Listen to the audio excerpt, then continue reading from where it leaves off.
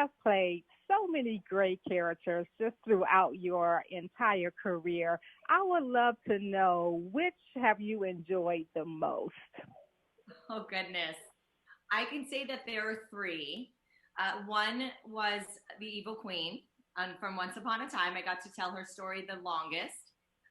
The one I just currently did on Why Women Kill, Rita Castillo, and Trina Decker from Swingtown. Those have been my three favorites.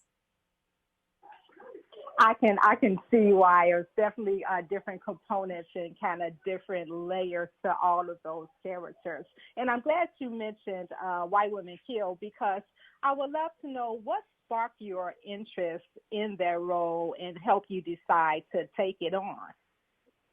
Well, it was twofold. One of them was working with Mark Cherry, whom is just an amazing human being and a wonderful, talented writer. And I've always wanted to work with him. And secondly, I love period pieces. This is set in 1949, and Rita Castillo kind of has this sort of like, old Hollywood sort of air about her that I've always dreamed of playing as a little girl who didn't want to be Rita Hayworth or Marilyn Monroe when you're younger. So I really looked up to those women when I was younger, and I felt like I got to step in their shoes in playing Rita Castillo.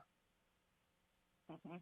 And it really goes to when you talk about period pieces and just when we see how far we've come, it goes to me to the conversations that we've been having about representation and how important it is to see women in multifaceted roles and have positions both on and behind the scenes. Can you tell me why representation is important to you from your experience? Well, nowadays we are really telling these stories. We have, of so many powerful and independent and strong women, and I from even Swingtown and Once Upon a Time and Why Women Kill. They are all storylines that are told through female perspective, and I think that's really critical and important. We come from an industry where there's always been more male roles out there than there has been more females, and it's really starting to shift, and it has shifted over the last, I would say, probably decade and change. And I think it's important to portray these women for our youth, for these young, girls who are looking up to us and admiring us and sort of look at us as like, you know, role models in their lives. So I love being able to portray a very strong, independent woman who's fierce and also complex and layered and human, and it's part of what I love doing, and it's part of our storytelling, and it's part of why I do what I do. And you definitely have that strong, layered, fierce role in Why Women Kill. We're in season two. Can you let us know what fans can expect? Uh, well, they can certainly expect murder and mystery.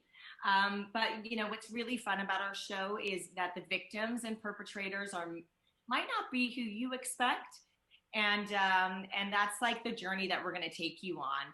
The theme of the season is what it means to be beautiful and the effects that has on people, and how it can turn. Society has this sort of idea of what it means to be beautiful, and that really has like a negative impact on people. And so you'll see how that sort of ideal births like villains and and murderers. So that's really what this season is about.